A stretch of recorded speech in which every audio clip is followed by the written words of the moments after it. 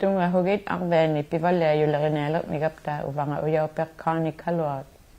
akvang mi uta katigiyak katakwa tuhak bigigarne akaptigo hivullang mi pivalle yutakwa ukalang ni akakit hunay maimna Saturday mi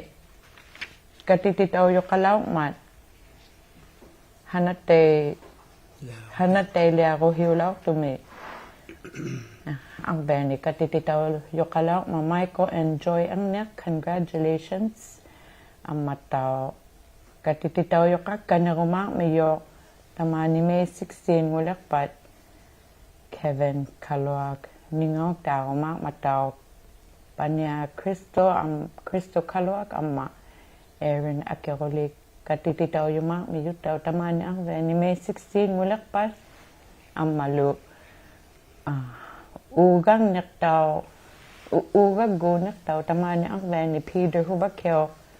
Memorial Card Derby na miyutaw May 15 mulakpat 18 mukhakilugo taliman ipigya ko mata na May 15 mulakpat takwa ang veni pivaleyot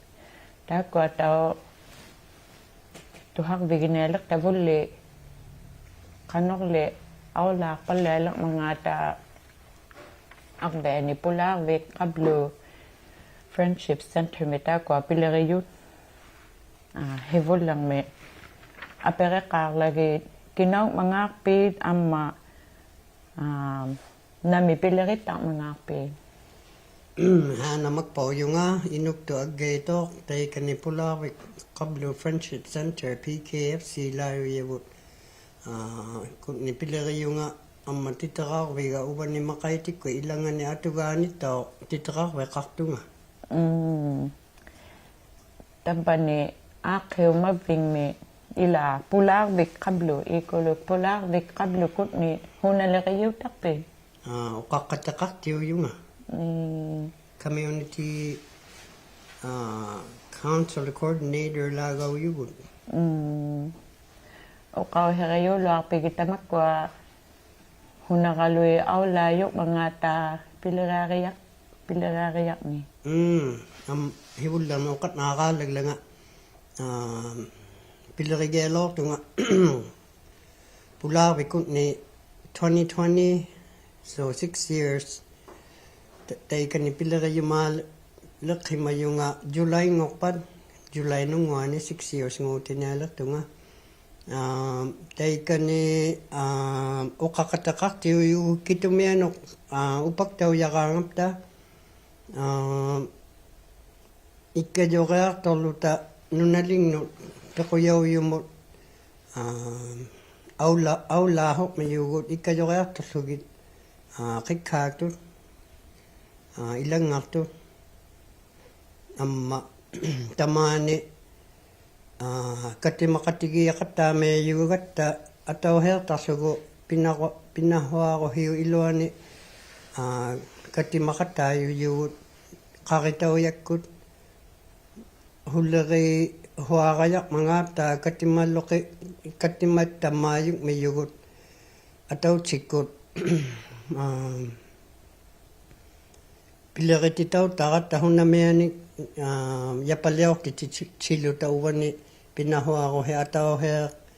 pianik pa nakiti sitang lutalo ni utok kano yun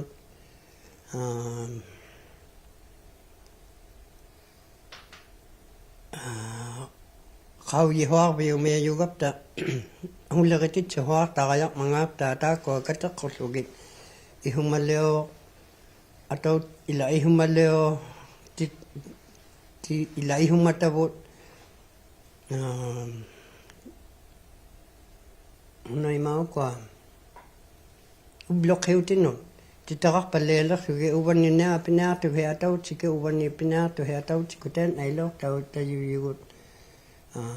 nam kalu tau ta amma kayu hilalun o kau heri kanit aktu luak tigi takwa ikayok tau ya kaya kalakanga ta naluyokang niyak pa kano kau yigak tu luak ayak pa ilipit mo ihumatap tit no tuhak ti chita yuyut nali amea kaya ko yi nayang nakpatatay ko aperiyaw lo kaluti upak tau hoa tu kika tu ilang tu tay ko aperiyaw lo kasuti angya kaangata titarawing mo titarawip tit no kangat sinang mo ukaluting amma kati makatigaya lagayalo ni tigot apekalo ni kitut tay kung ano na galang mo aw lako akayak mga ta matay ka nga akik hugaw lang lutik ting miho ko tik kabut hinik tawik ginegabut no nagko takakaya kayong megata uglalo ka kaya kayong megata no naling no tao amma uglalo ka law uglalo ka bigilaw kaso tigo ataw helmet igloyo mi katakatigi nilokat tayo yuyugot kati makatigin no kita ko ilang ato na ataw hewa katigi cha ni gutik kangan no takwa le ay igingit takibat tau ang night ang utit nutakat inakutiyabot anini ayok tu tamat ko akaluit tau ihumagit takpihiw anin ayok ang ata pijutigit go ukyo niglinalot siya may taktilugo nalautik ko sa pingwati siniluk tahok tugot ukalutik ko tayo na kaya palulagabot tayo ko na tuhan naksuta pingwati siya hok tugot ikakama ko kalu pingahot ubalunin mikano ukaluk takon ni may akangata kanuluk ta ilin na ako tikaniglo ni tuhayunot ubalunin kowe hop ti chiu ya me awa hop te iglak ti chi hoa hop te yok natunik ukaluk ti chi tasut amma atiluk ta titarak ta usutik halak kaga kagalung ni niu verotik kagalung ni halak kakta mayu huna ko vege na pakilaw pero tamat ko ni nga pitit sitiluti te na nalautik ko na kowe na kayo hok tok ukaluk talat la ukaluk talat ukaluk ta che ranga ta ami hot hullo anak che me hokman amma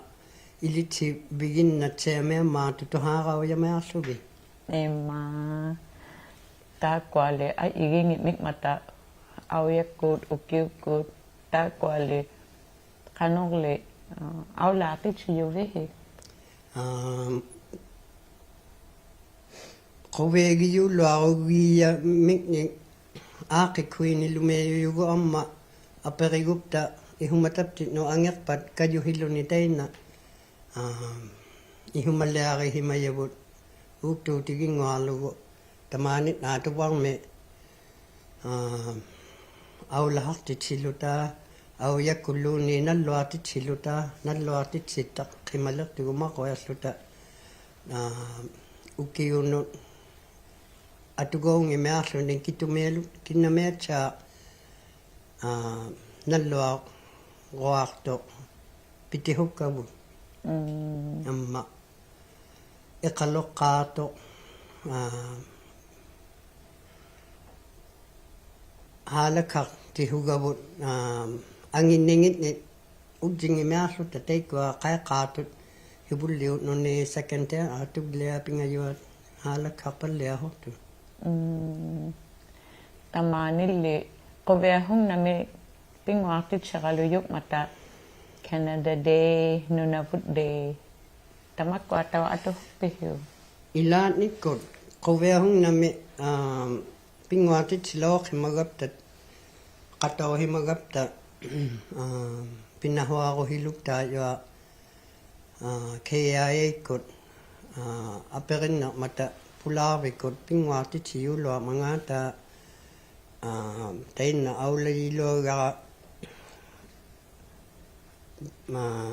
pingwatit sitang ni kuwa amma tayo na pekatin na ta ikayok tigi masu ta pingwatit silo aperimea suki pingwatit silarangan ta halakaga kanig pingwaga kaniglo angiranga ta akublarimea ta yuyugut tamakwa liiganyang nagalu atok himavihiuk tao Inuit atuyuyan manaw yo atok tanang mit igat biling mit igat tihot chama tatungo galo igayu tihot chama tatungo galo ayok nakayu takman atok tanang mit ikwalo hibila kalungning takwalo aku chibe kaluling mit ayok nan tajung mat ihumagihima tay yuya ilaka perso nga kay ihumagihima lakalwaga ka pijutegit nago niuberbing me nakitakto ni akituk chama talok man takwa ikwalo hibiyo iluano gagkamiat na akituk chama talok mataakik pagyak himayo abunga kaner ya nakik kaktichi nermiglo ihumahimagalo maamalo amihu kaner ni nakitituluan na yung mat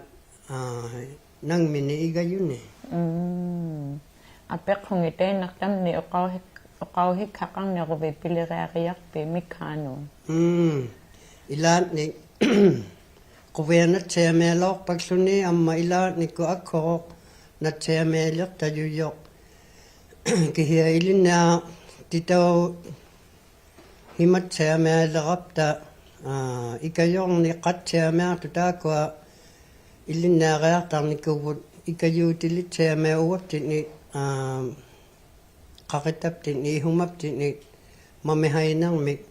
ikayu tsemelok wing tut ikayuba lakimat gyo tsemeliga tigo o kakatigi taksuta na udyang nakto ilin na kayakta ni kuwa atu takat tseme mata at kokoli na tseme yung maama peyanik ka ngapta kano timibo kahunyang may ilin na tit tautak himagapta ihumaalumeng iluta innatang nengit napta ta kwali hivonik haptik no ihumagiyakak pili makuktuno ino katiptino now tay malwa itwa ilin na ti ilin na tihuang na takti kano anniu manang minu na mo kalug patahunani naritatulo ayak mga ta tamatkway ihumagigayong natutwit perok paleningin maliksugin nung namortang ningit ilin na kima kung nataktuit kano anniu manang minu na me ukayok taktut may tamani piluak tumin naluyo kang nakpat kano ilipit no okaluk tulo akalugayak mga ta okaluta kalupit ni nalunek tulo akpi lima mea think na okalut Titaqavim ne 8572006 2006 iqaumanak iqailanak na Akveni tam na okaluta. 867-857-2006. amma uqallute laaqam maalhuta tamapta uqallute laaqam maatugut addigiingi tunik hiatamaami 645 luktama ngukmata uqallute qala pilera ma pea 6457813 Okaluti ala. uqallute qala Okakanak tulak pio. 6457813 Okaluti ala. Temat daw tamanya katigi mayabut daw apek honelak megakut daw. Hibol lang me nalunek tulak mga pit mat hana apek hok tulak lawat ke tam na de apek honelak meyakat daw. Hibol lang me kinaw mga peokat ukak tulak ko vi amma kanok pilira kaktak na mga pitam pa ni Pulaki. Uvanga Jimmy Napayok, Pulaki ne men's program coordinator yung for Arvet. Tabane Arvet ne August me pigelaw tunga angutinuin na pilerit tarama men's coordinator. Hunalokay yan pititchita sunga August men tabunga tikitlugo nipkulove leogaluk katekak tasunga te hunamike pinera ma advertise kakata meyaka Arver palukuluba ubaluba Facebook te post lunga atileo tichi tarama okaluti ubaluba email or kayo kakta mersune vomne takuyaranga ta atileo tulo te aralo ikuleove eqalla qataqalaw lunga kainaluga khayo kateka law lunga te pitichu yame yunga nilu yame yunga arvene Ta kwa ukiungi at igik tangittu. Ila August me pigiarama te kainaluga khayo ne uke kamo te tuktu heo yo man tuktu heo te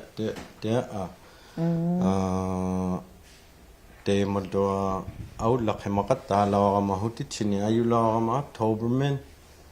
September me kinaluga khayo te ukiunguleranga namuaslung ni ayuleranga te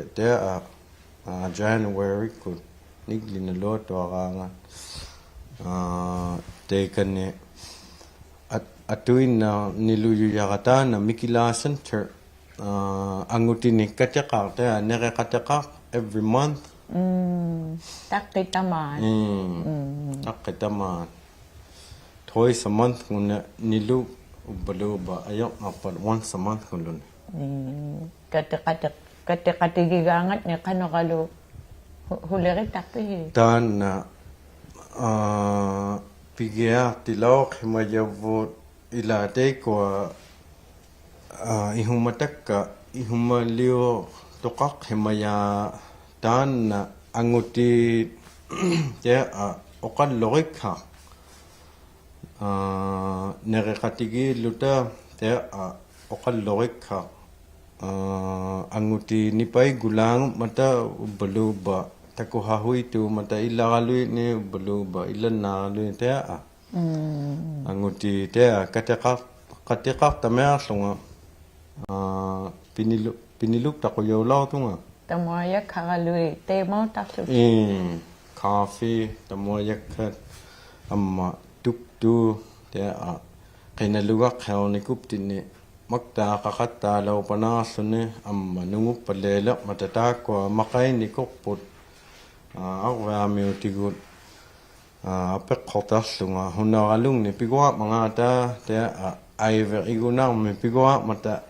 te matikitichilo tunga pugun ai toys aiver igunar to khemaler pugu amma uyo ya tao her tunga li uk to khemayunga ko uk to kandingi tunga holi ai me igunang me ta ko makakatigin nga ni tao ukiulingi age group ay igi tangit miyo 18 and over look dame ki he ame hu cheme lo yu mata ihumata aperelo mayara te 18 to 35 ngumea lugin and then 35 and over ipakago or kanuke te ihumalo nam kamelo khmayo magweluta te makailelo ukwa makkuktoralui ilanna alui ni peqataqa qalu tuuluallutana pata peqataulutin amma amihut chemenguyu mata atileortun te 18 to 35 ujjarna hokto 30 qalu phanguyu mata and then atileo 35 and over amihung itut angullutin atileort ami hone khau yu makung ne khai makung ne khai dia vom no to qalo khemayo 35 and over ni atileort the chit yu lo ya pe amuyo hui tu te there way of names baluba amo kailunga te piyugama makaya kataqalung ne lagama baluba hanaqataqa random or fairngutin niluyugat tigum ta kwa makaya katigin nga na kanopiyo mi hayo Facebook could there fishing trip baluba arva balukut atlera tonne there piyo mi huktu piyo mi ha raqaq tu yang mi hoktu ngate piyo mi hukgulau mata ino qatibun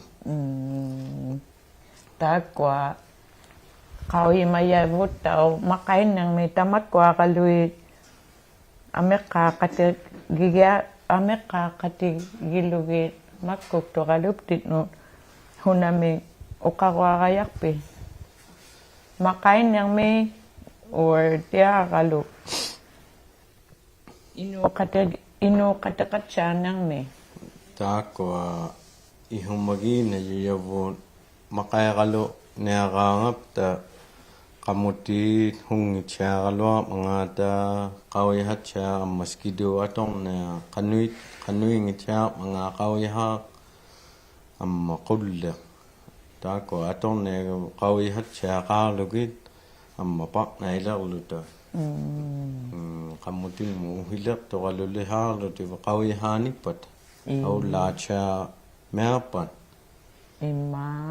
ta kwa kawiya hakalu bikihe nakata ta ko ta o kare kapui ulo tunga ati angutit kutni no funding or kino piyup man pulave kut no te pitlutin pulave kut no tabba pilerile punga uko ati anguti kivaller men na ingitun qikat talung men ba fen men amma qitam mit taw te mo mitlut ima te ataw piloqitit chu yama ta to angutinin ta kwa piballe piloqitit chiliranga behuna kuveginak pa riyo yuyak takpa ta naqinalugaq kherne quwen naqiyulaw khimayo quwe huk talaw khimayo jerit talawga pitang ngangata tana amma hanagalulerangata pianikangata quwe huk gulan ta amma maqairalukkaangapta taa utiarpalleeleraarve ikittartoraluinui taleraangata quveennariummiyo Imma ihumagiakka chat yua hanaralugealerupittao tarayauheoreaka ihumagiakka chat yoqutamanna ikayuleraangappi tautugiarlugut tamakkua ikayuraangappi takkorannertuqtuoqu taakko nipkuleorvileo laugavvuun pivallealihaartillunga teikkalluatuuloo qimayo amihuungila like piyumihung or there kihene qauyimayo valle liqqoorama te amihoqorpaleaqaujarlutin ati sign up qaluktaart nipkuleorvi kihe taakko kayuhiuyameerne qamuheo te ihummatara katimaqatikigayaalao qimagakku kangerlinermi tillunga season maliklugu te auyakkut itchaalaangulao qimayo qinalugaqheo baluba machitautito amma early summer laupat tabba nipkuleo naqhineeleqmat nipkuleorvi imma niqilerinnermi nipkuleorvi tamakkua taupittarmiyahi neqilerineralui nauhulli ihumagiakka ni humagiyakkhau yuullua amma ukiungo qageelerpa teema qamuheo tichittalautungaapukun December min November min taakua qamutit inernerangataqqanupiyuva aijutiyauyyun imma hanayauyumu imma maitcha taakua pilere ila sign up qalukkaangata hutitcheralukkaangapta aijutiyau luktaameeyuyun hunameame pihimai huituuyugun nipkuleorvi leoreanerupi atileoqatauyumaalarama taakua kangerlinerme hoquyaumearaangata tea pilerittalauramma maanna ihumaqqortitchipaamealertuugul ila ihumaqqortitchimealer huguaraa tea arveenaamak tormut tea aanguti tau kateqateqalukkaangakkin apeqqumeemaayakka hunaralungni takkuguaralugayaq mangaata tabba unaaliulaorivut last month amma aullagayukhineeleq migamma te bisiuyamearna miyuguugaluahulli arveeniikaama taanna tao pigeaqa naamiyo auya amma innikhaqaqalutcheelerpat cabin leo naamiyugu tabbugut arvaamiunu atuga khammun la waptinun amma arvaamiutannun te taanna cabin atuga khaumearluni ubbaluba namikea like rent gulaawata spaceman date na atortuulua meelerlutivu hunameamu nereqateqaaq imma auyakku ukiukku tamakkualiiqqano piluqititsiyuvi ukiukkut February utillugu eqalleaqateqalauqimayunga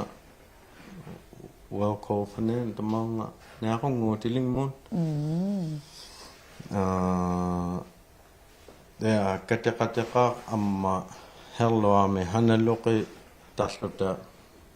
atugakkainarni piniluhortugun amma auya tea qajartornalaangupman qajartorniluk qateqartarluta umiakkanermi rent tarluta amma umiaraatortarlutigu Imma. Maqainnermi iqalliarnermi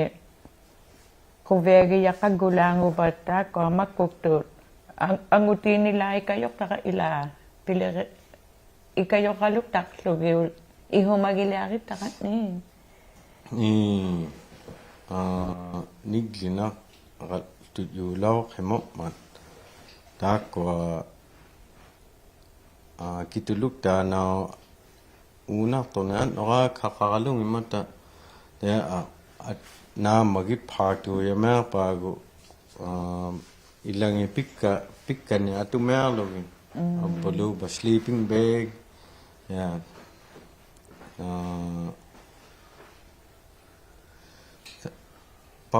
qatigimmaarlugin qauyimaluktaarneaatta hunnanami mangata te apeqqortigin itainnartamnilunni oqauhi qaruarneruvittau uppuingaamiarluni taanna ati anguti amihut yu matattao qikertaalungmin amma qitermiummin amma kivallermin nauyaani peqarluni kangerlunermin amma arvaani ihumaleoq himaataqqoortunikkua namukkana ilihiyuulua mangaataa teetormin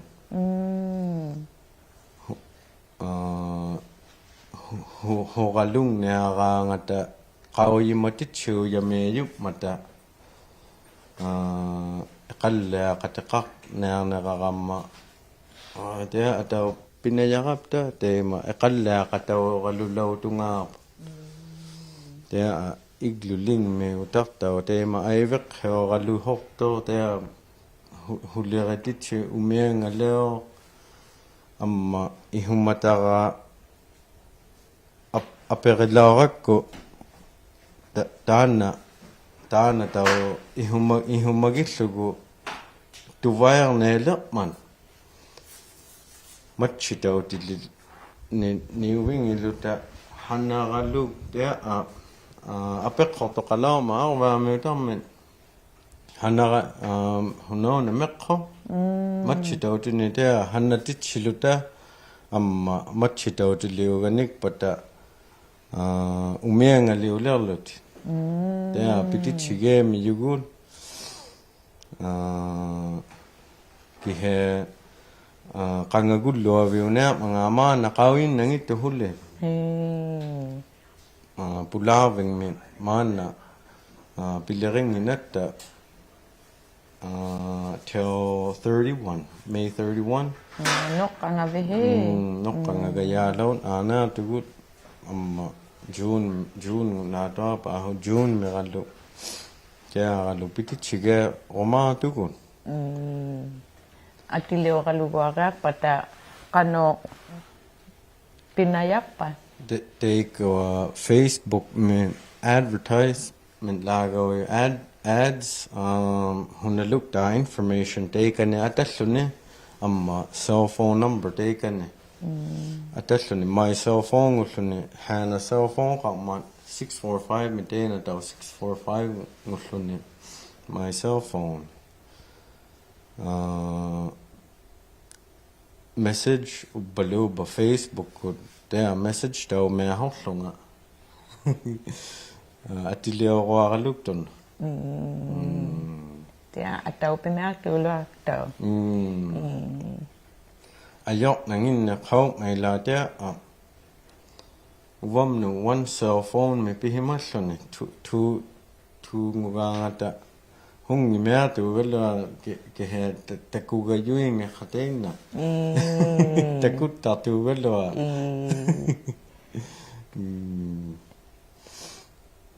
tamakko atau nunalingni ajanitau oqaqataqalau migapta pilireqatigittagap hinitau kangerlinangmi Noel aulaartitsiuyayuk matau qano similar ai inganitea pilireaqaurayayuvihi akveni kanyaklinang ni Tako tunikwa tamonga each community mo tako tunikwa pilirangit nun la tamonga lau khimayun wow ko der ikayok tigitaklu au la tattu piliranga ila qawi mang loving inak huno mga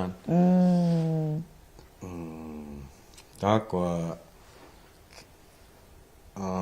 nauya meuta kangya sinang meuta amma tamani arveni uvangaulluni ikayok tigi rauyame ma yugatta kangya sinang me iglorioqala ila cabin loqala ta tema tawani qatawlo tunga punga cabin me ikayora torlunga tavane hanalau tu gloyo ngana cabin me tamani tawte apina tugut tan ki he gathering galui angutinun hunona piyagelik wamno amma hutichil nelerama hunaluk ta nama kalwa mga ta ihumaleo khimata le material galui hunona mga ta eqnaya khima wage galuga qallati nami hananya mga ja amma hunaluk ta nama khippata ta ko hanaya galungne material le uktu tigilugu qamuheoga gaangata takwa qamutikhay aksunan namihanana mga napukhan takwa lukta itcher liqalugit bihawap tigu and then there are advertise and or to hap the chinilulerlota community mo atilewa tu ukui ngame lerni tea takwa tao fishing derby na matayla tamani akveni kamuhyo galuk tu tema atut akumalang nalak putaw tema to atok tako mata takwa kamuhyo angilangu ma kiwala milot ya every community me ko te kamuhyo te chilaw khimayun 60 galung yo ko kanuke te ya kamuhyo te chilaw khimayun pulaw kiwala men ya box kangilaw to gulle nami box kalaw mga ta meo kamuti na men apek ko wagi malaw ya kata box leo kataw na bit hunona kuvehung nam kanilo gayalo ma thai qaron ni law khimayugo au lawik khagalui manila de ai humagi mara qarabtigo amma hilla tabba ikpakhane makaya katakang ne law tunga walwa te atileo te chilaw mitlunga kamutik amaskidur ready himamela sote ki he kokana na mersone mahilalu lokin na mersone te pingi jutigila sote vu te manokanga te tawla pugut ila nokanga te tawla sota te pingi mela sota